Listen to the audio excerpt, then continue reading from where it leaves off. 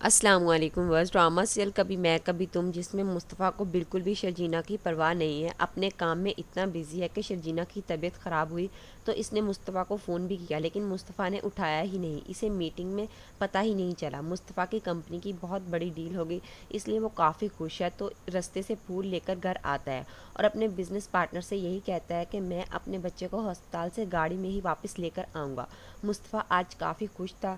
شرجینہ جو اکیلی گھر میں تھی، لائٹ آف ہو جاتی ہے تو وہ موم بتی چلانے کے لیے کچن میں جاتی ہے تو اسے چکر آ گئے اور وہیں گر گئی۔ مصطفیٰ جب گھر آیا تو شرجینہ گری پڑی تھی تو فوراً اسے ہسپتال لے کر جاتا ہے۔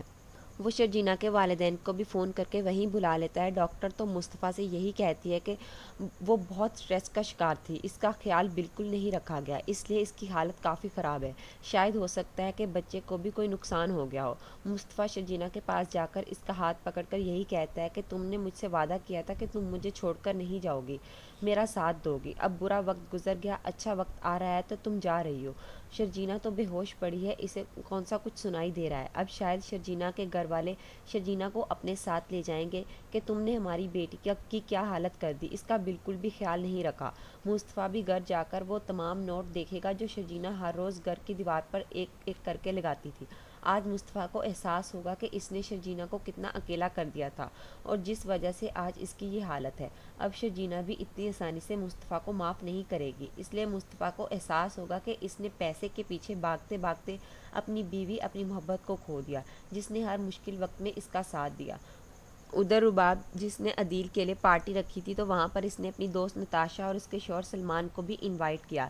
نتاشا نے رباب کو ملنا چاہا لیکن رباب اسے اگنور کر دیتی ہے اور رباب اس سے یہی پوچھے گی کہ کیسی ہو تو نتاشا، جسے اندازہ بھی نہیں ہے کہ اس کے ساتھ کیا ہونے والا ہے، کہہ دیتی ہے کہ میں ٹھیک ہوں، تم سناؤ۔ رباب بھی باتوں باتوں میں سنا ہی دیتی ہے کہ سب کو آنے دو پھر سناتی ہوں۔ جب سب اکٹھے ہو جائیں گے تو رباب سب کے سامنے اس عدیل اور نتاشا کا بانڈا پھوڑے گی اور سلمان کے سامنے اس کی بیوی کی حقیقت لائے گی۔ عدیل کو فراڈ کے کیس میں پولیس کے حوالے تو کرے گی ہی، ساتھ ساتھ عدیل کے والدین کو بھی اچھی طرح ذلیل کر کے آدھی رات کو گھر سے نکال دے گی۔ آج انہیں بھی احساس ہوگا کہ ان کا بیٹا کتنا بڑا فراڈ ہے، جس کو ہم سب سے قابل سمجھتے تھے، آج اس کی وجہ سے ہم سڑک پر آ گئے۔